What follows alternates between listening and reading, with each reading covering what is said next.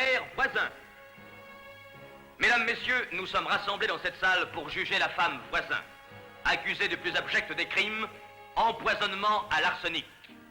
Un tiers d'arsenic blanc, j'ai dit arsenic blanc. Un tiers d'antimoine gris. Et le troisième tiers qui efface les traces de deux autres. Elle est en outre accusée d'autres forfaits non moins odieux. Corruption, sorcellerie, impiété, messe noire, envoûtement, meurtre et sacrifice d'enfants. Vous avez vu ces preuves. Voici les personnages mêlés à l'affaire des poisons. Beaucoup sont illustres. Combien seront épargnés?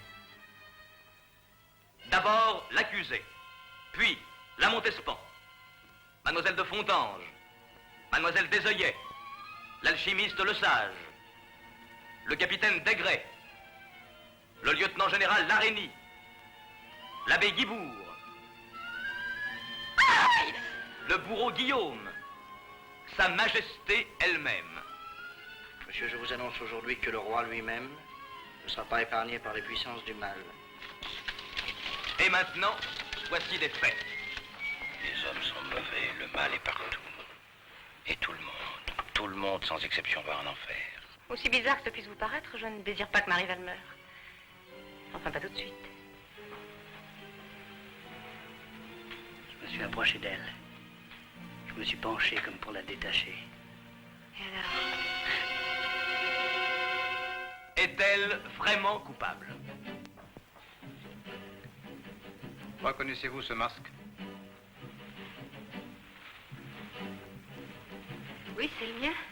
Parfait. Je vous accuse donc premièrement d'avoir empoisonné Mademoiselle de Fontange. Et secondement d'avoir offensé Dieu en faisant célébrer les messes noires. Je me consacre à Satan.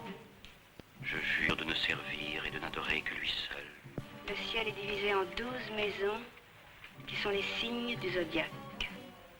Vous savez sans doute ce que contenait la coupe que vous avez présentée à Mademoiselle de Fontange.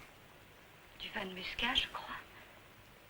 Chaque répétition, je trouvais la coupe déjà prête, le vin déjà versé. Versé par qui? Mais répondez, voyons, défendez-vous. Comment prouver mon innocence? Les bourreaux n'ont pas besoin de prière, ils montent tout droit au ciel, les bourreaux. Je redeviens la maîtresse du roi Soleil. Vous êtes la maîtresse du roi, et vous ressemblez si fort à ma femme que toute la France me croit cocu.